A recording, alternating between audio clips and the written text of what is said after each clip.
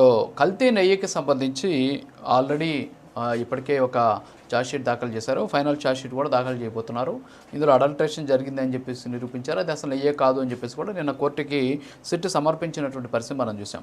అయితే ఇందులో జంతువుల కొవ్వు కలిసింది అనేసి దాదాపు కోట్ల మంది హిందువులకు సంబంధించినటువంటి మనోభావాల అంశాన్ని టచ్ చేసినటువంటి పరిస్థితి పొలిటికల్గా.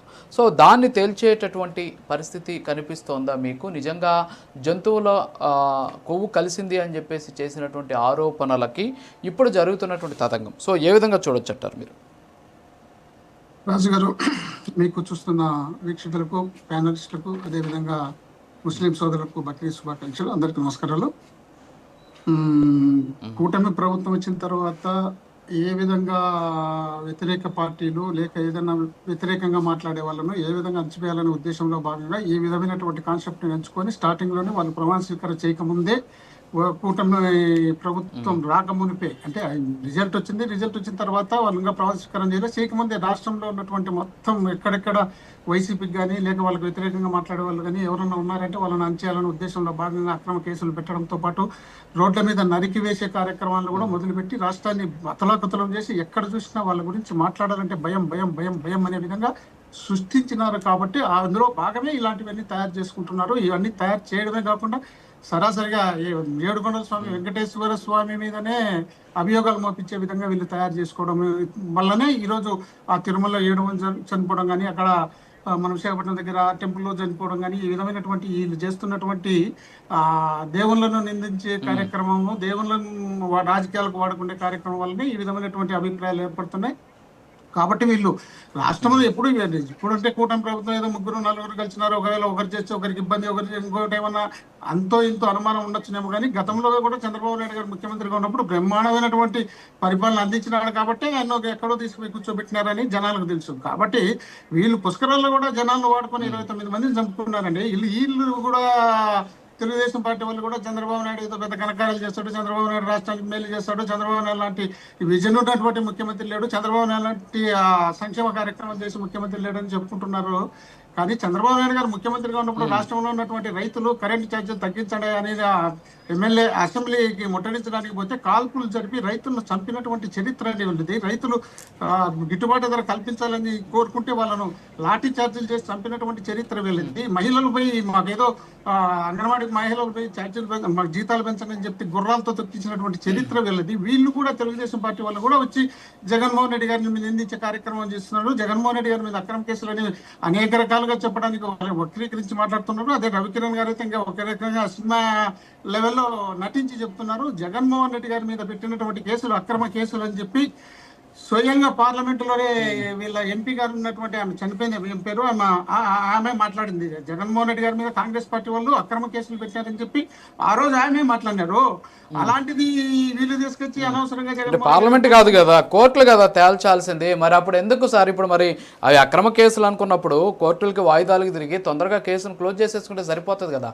5 ఏళ్ళు అధికారంలో ఉన్నారు మీరు, బీజేపీతో కూడా అప్పట్లో మంచి సంబంధాలు ఉన్నాయనేటటువంటి ప్రచారం కూడా సాగింది. మరి అక్రమ కేసులు ఎందుకు సార్ ఇంకా సక్రమంగా చేసుకోలేకపోయారు?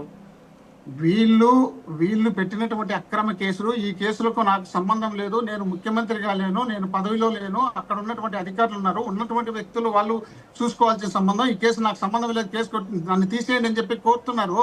దానికేంది రోజు పోయి వాయిదాలకు పోవడము, వాయిదాలకు ముఖ్యమంత్రి స్థాయిలో 5 సంవత్సరాలు రోజు వాయిదాలకు తిరిగే పని ఇంకేం పని ఉండదు ఆయనకు. ఆ పని అదే పనిగా కల్పించుకొని వీళ్ళు ఉద్దేశపూర్వకంగా దానికి కారణాలు పెట్టి చుట్టి మాట్లాడుకుంటా పోతే రోజు ఒక కేసు పెట్టుకుంటా పోతారు. ఈ రోజు ఒక కేసు పెడతారు, ఇప్పుడు చెప్తున్నారు మద్యం కేసు అని చెప్పి మళ్ళీ మద్యం కేసు కూడా తీసుకొచ్చి పెడతారు. రాష్ట్రంలో ఏ జరిగినా కూడా వాటన్నిటిపైన జగన్మోహన్ రెడ్డి గారి పేరు నమోదు చేస్తే వీళ్ళు రోజుకు నా కేసులు మీరు కొట్టేయండి వాళ్ళ చుట్టూ కోర్టు చుట్టూ తిరుగుకుంటూ ఉంటారా? వాయిదాలకు పోకుండా, వాయిదాలు వేయకుండా అవన్నీ వదిలిపెట్టేసి ఇష్టం వచ్చినట్టు వాళ్ళు ఇష్టం వచ్చినట్టు కేసులు పెడతారు. కేసులు అన్నిటికీ మీరు తిరుగుకుంటూ పోవాలనేది వాళ్ళ కాన్సెప్ట్. అయితే చంద్రబాబు నాయుడు గారి మీద 24 కేసులు ఉంటే మరి ఆయన ఎందుకు స్టే తెచ్చుకున్నాడు?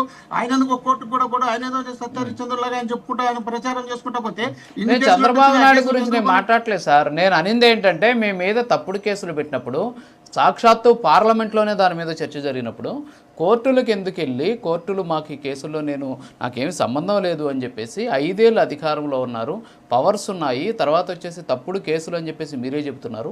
ఇప్పుడు పెట్టే కేసులు వదిలేసేయండి, గతంలో ఉన్న ఆ కేసుల గురించి 31 కేసుల గురించే నేను మాట్లాడుతున్నా. సరే దాన్ని కూడా వదిలేయండి. ఈడీ 7 కేసులు, 11 సిబిఐ కేసులు, వీటిలో మాకు సంబంధం లేదు అని చెప్పేసి ఇన్నేళ్ళుగా జరుగుతుంది కదా కేసులకు సంబంధించి. దాన్ని ఎందుకు మీరు ఎప్పుడు చెప్పుకోలేకపోయారు? జగన్మోహన్ రెడ్డి గారు ఇప్పటి వరకు ఆయన నోటితోటి ఎప్పుడన్నా ఈ కేసుల్లో నాకు సంబంధం లేదు అని ప్రకటించినటువంటి దాఖలాలు ఏదైనా ఉంటే మీరు చూపించండి. గారు ఇప్పుడు కోర్టు కేసు పెడితే పోలీసులు కేసు పెట్టి కోర్టుకి వేస్తే కోర్టుకి వేసిన తర్వాత మన సాయంత్రం వాయిదా పోతాన్ని కొట్టేసి మనం పోతాన్ని విచారణ చేసి అడగరండి. 5 సంవత్సరాలు తిరిగినాడు ఆయన ప్రతిపక్షంలో ఉన్నప్పుడు, 5 సంవత్సరాలు కోర్టుకు తిరిగినాడు. 5 సంవత్సరాలు తిరిగినప్పుడు కోర్టు తేల్చాల్సింది కదా. కోర్టులో కూడా జడ్జి గారిని కూర్చోబెట్టి ఆ ప్లేస్ లో జగన్మోహన్ రెడ్డి గారిని కూర్చోబెట్టి రాయారు కదా. ఆయన పోయి వాయిదాకు పోయి నిలబడతాడు కదా, వాయిదాకు పోయి 5 సంవత్సరాలు నిలబడ్డాడు కదా. అదంతా మనం అందరూ చూసాం కదా. చూసిన తర్వాత కూడా దాన్ని మనం అనవసరంగా ఆయన కోర్టుకు పోయి కేసులు జడ్జిలు మెయింటైన్ చేసుకొని కొట్టేసుకొని వస్తాడా? అదేదో ఇది చేయమని చెప్పండి. వివేకానంద రెడ్డి కేసు అంటున్నారు. వివేకానంద రెడ్డి కేసు హత్య జరిగినప్పుడు ఎవరు ముఖ్యమంత్రి, ఇప్పుడు ఎవరు ముఖ్యమంత్రి, సంవత్సరం ఏం చేస్తున్నారు? ఏదో చెప్తారు చూడు, గుడ్డి గాడిదలకు పళ్ళు తోముకుంటున్నారు అని చేయమని చెప్పండి. ఎవరు అన్నారు? దాన్ని అప్పుడు చేయండి, ఇప్పుడు చేయండి. ఇప్పుడు కేంద్రంలో వాళ్ళే ఉన్నారు, కూటమి ఉంది, ఆ రోజు కేంద్రంలో బీజేపీ ఉంది, ఎన్డీఏ గవర్నమెంట్ ఉంది, ఇప్పుడు ఉన్నారు కదా, ఉండి చేయమని చెప్పండి. ఎవరు తన్నారు? మేమే వద్దంటున్నావా? మీరు చేయాల్సిన పనులు మీ చేతుల్లో పెట్టుకుని మా మీద పెట్టి మేము పోయి ఎవరన్నా అభియోగాలు మోపితే అభియోగాలు మోపించుకుని పోయి సార్ నాది కేసు కొట్టేయండి సార్ అంటే కొట్టేస్తారా? కొట్టేసేదానికి వాయిదాలకు వెళ్ళినాడు 5 సంవత్సరాలు. తర్వాత ముఖ్యమంత్రి అయిన తర్వాత నేను పోతే ఇబ్బంది అవుతుంది, ఇక్కడ ట్రాఫిక్ కావచ్చు, ఖర్చు కావచ్చు, ఇక్కడ సమస్య అధికారం ముఖ్యమంత్రిగా ఉన్నటువంటి వ్యక్తి కావచ్చు, అన్ని రకాల సమస్యలు అవుతాయనేది వాయిదాలు కోరినారు. తర్వాత కూడా ఆయన చెప్పడం జరిగింది. ఇంతకుముందు కొన్ని కేసులు కొట్టేయడం జరిగింది. జగన్మోహన్ రెడ్డి గారి కేసుల గురించి మాట్లాడితే మనం 4-5 డిబేట్లు 4-5 గంటలు చేసుకోవాలా? సరే దాన్ని పక్కన పెట్టేసి కల్తీ లడ్డుకు సంబంధించినటువంటి వ్యవహారం ఒక్క నిమిషం సార్ వినండి సార్. ఈ కల్తీ లడ్డుకు అంటే ఇంకా కూడా సబ్జెక్టులు ఉన్నాయి మనకు మాట్లాడడానికి. సో ఓకే కల్తీ నెయ్యికి సంబంధించి మీరు ఫస్ట్ కేసుల మీదనే పెట్టారు, ఆ కేసుల పైనే డిస్కషన్ చేయాలి. ఆయన ముఖ్యమంత్రిగా ఉన్నాడా, ఎమ్మెల్యేగా ఉన్నాడా, ఎంపీగా ఉన్నాడా?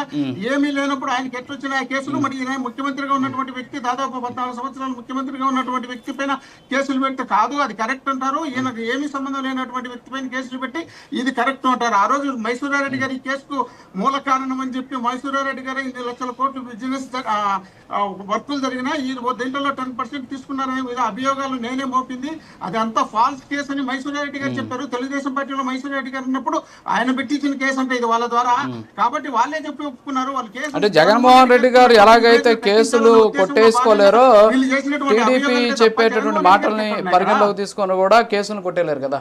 Yeah okay sir okay.